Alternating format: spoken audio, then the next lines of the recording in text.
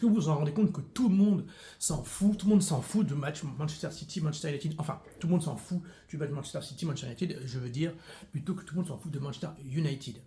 Peu importe, personne n'est stressé, tout le monde est tranquille, la seule question que les gens se posent, c'est comment Manchester City va pouvoir se refaire la face.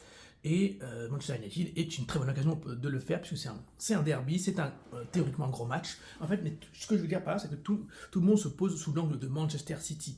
Cœur de la paire, en ce moment, ils sont en difficulté, comment ils vont se refaire la cerise. Et Manchester United vient à point nommé, puisqu'on est faible, on est 13e, et ils doivent nous rouler dessus. C'est la tristesse. C'est la réalité du football aujourd'hui, c'est notre réalité à nous, mancuniens de United. Nous sommes relégués au second rôle et la seule attraction, en fait, finalement, c'est est-ce que Ruben Amorim, ex-coach du Sporting qui a battu il y a quelques semaines Pep Guardiola, va pouvoir refaire la même chose. Manchester City, Manchester United, derby de Manchester demain, c'est 17h30 je crois, heure française. Alors pour nous Mancuniens c'est un gros match, pour les Manchester City, pour les Mancuniens de City également, est-ce que ça existe ça en France je veux dire, très gros match, Manchester City en difficulté, Manchester United en perpétuelle difficulté, rencontre de deux équipes qui se cherchent finalement en ce moment, qui ont des trajectoires pas similaires, mais en tout cas qui sont dans une période de doute, mais un doute différent. Manchester City c'est un peu de l'inédit, ils enchaînent des très mauvaises performances en Ligue des Champions, en championnat ils sont dépassés par Chelsea et surtout Liverpool. Nous United on est dans une période qu'on connaît bien, c'est-à-dire de remous, de difficultés, on est loin du compte, nous on connaît ça, sauf que on a Ruben Amorim qui vient d'arriver, un coach prometteur, qui a des idées, qui essaie de mettre en place des choses, mais qui finalement fait pire que son prédécesseur, puisqu'il stagne et il a beaucoup perdu. Pire je sais pas, mais en tout cas il fait pas beaucoup mieux, en termes de points. Alors, sur ce match, on n'est clairement pas favori, on joue contre le champion en titre, l'une des meilleures équipes d'Europe malgré tout, une équipe qui est dans le top 4, toujours je crois en première ligue, qui joue avec des champions, donc c'est sans commune, et on voit les deux équipes sur le terrain, les joueurs, c'est sans commune mesure. Néanmoins, sans commune mesure, toute proportion gardée, en tout cas ils sont meilleurs que nous. Néanmoins, il y a beaucoup d'attente sur ce match, puisque c'est un match qui peut relancer l'une des deux équipes. Un match nul en fait serait très décevant, à la fois pour un supporter extérieur, à la fois pour nous supporters d'une équipe ou de l'autre, parce que on n'avancerait pas au classement et ça ne ferait pas un petit boost dans notre dynamique de championnat. Manchester City s'il gagne ce match contre Manchester United, c'est une victoire dans le derby, mais aussi il se relance dans le championnat. Ça va faire du bien, et se relancer contre Manchester United, casse la dynamique du voisin rouge et de Ruben Amorim, ça ferait plaisir. De l'autre côté, nous, prolonger la mauvaise pente de City et prendre 3 points à l'extérieur contre notre voisin bleu, quel bonheur, quel plaisir, et je pense que ça nous reboosterait énormément. Alors, sur la composition, moi je vais vous dire un truc.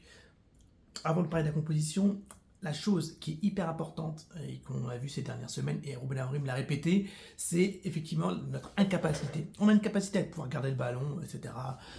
On l'a vu, mais on a il y a deux choses qui nous manquent. Et il y a une troisième qui commence à pointer le bout de son nez. La première chose, c'est c'est l'animation offensive qui est pauvre, qui a du mal à se faire, même si il y a quelques progrès, notamment avec Ahmad qui percute beaucoup, Rasmus Højlund qui commence à planter des buts. Il y a quand même quelques étincelles, des choses qui nous permettent de nous dire il y a peut-être quelque chose qui se passe. Mais l'animation offensive, globalement, c'est pas forcément que les attaquants, est pauvre. Le deuxième point qui est le plus important, mais qui est lié à cette histoire d'animation offensive, c'est la rapidité dans les transitions. C'est la capacité à pouvoir faire des transitions rapides, à faire circuler le ballon rapidement et que les joueurs bougent pour déstabiliser l'adversaire.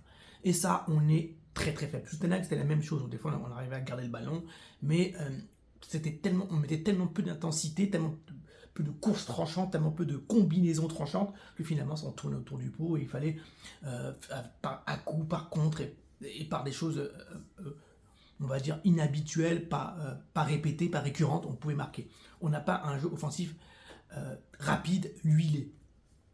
Et c'est vrai que cette lenteur dans la transition, cette absence de rythme, on le voit notamment quand Onana a le ballon, quand Martinez a le ballon, quand Bruno Fernandes a le ballon. Est-ce que c'est de leur faute à eux, ou c'est plus globalement d'une équipe qui en manque d'idées, deux, une équipe qui ne bouge pas assez, trois, une équipe qui est trop figée dans des espèces de positions, parce que Eric Ten Hag avait une manière de faire jouer l'équipe qu'il voulait, donc on était encore en train d'apprendre, ce qui est triste.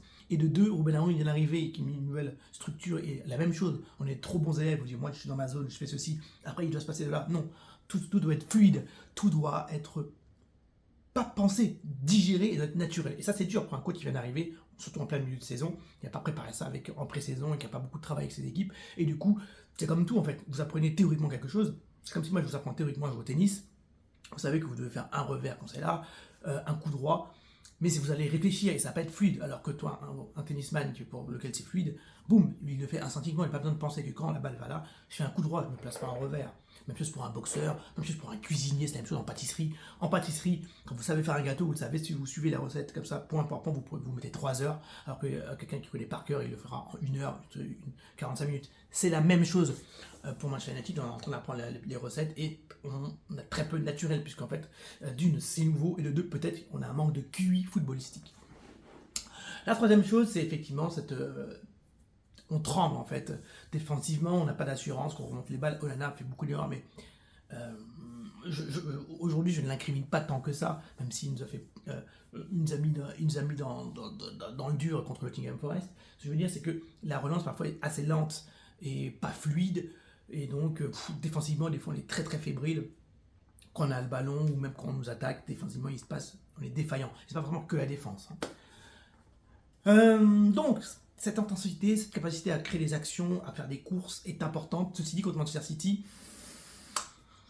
la donne est peut-être un peu différente, puisque là, on est l'équipe, on sait que Manchester City va avoir le ballon, va nous dominer, quoique, je crois que l'année dernière, on avait réussi à jouer pas mal contre eux.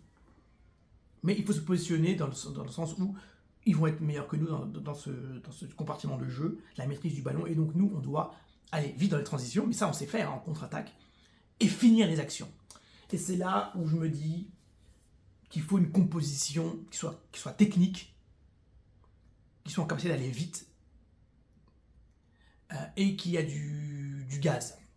Alors moi, ce que je ferais, et ça, je pense que c'est un réel enjeu, il faut qu'on ait du gaz, qu'on soit athlétique, qu'on soit technique, et qu'on soit mental, et qu'on soit vraiment létal en défense, au milieu de terrain et en attaque.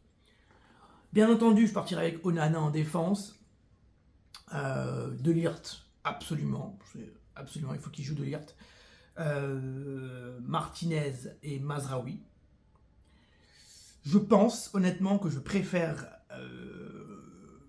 c'est dur, je crois que je préfère voir Dalot en piston droit. Je crois que je préfère voir Dalot en piston droit qu'en avançant, pas en meneur de jeu.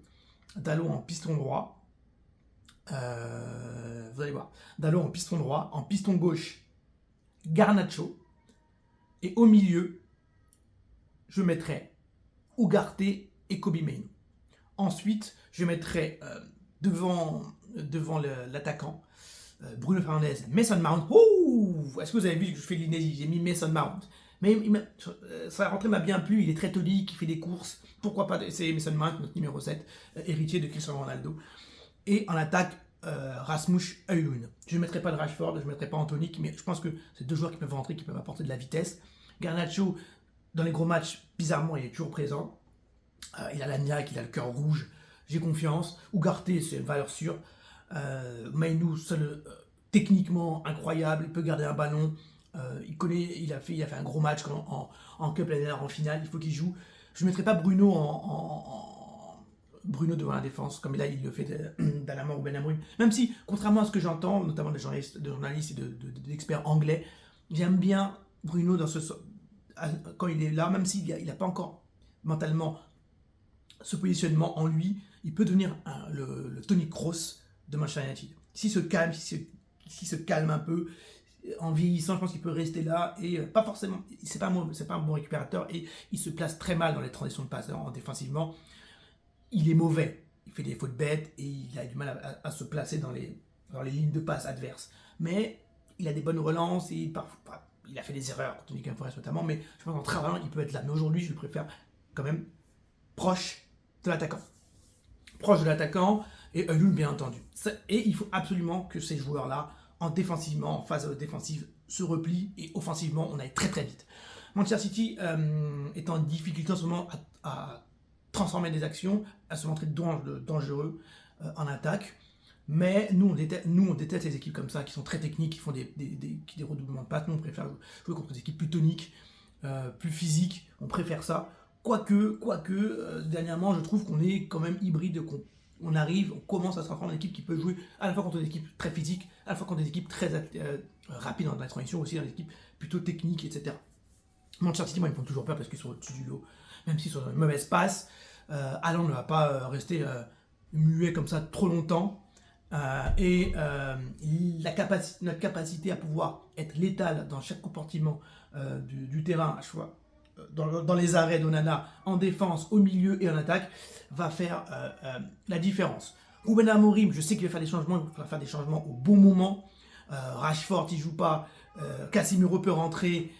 Zirkzee est un peu en difficulté, mais voilà, je pense que c'est pas un match pour Lenny Yoro. Peut-être que Malacia peut être intéressant si en piston gauche, à la place de Garnacho, il va rentrer Garnacho à un moment donné.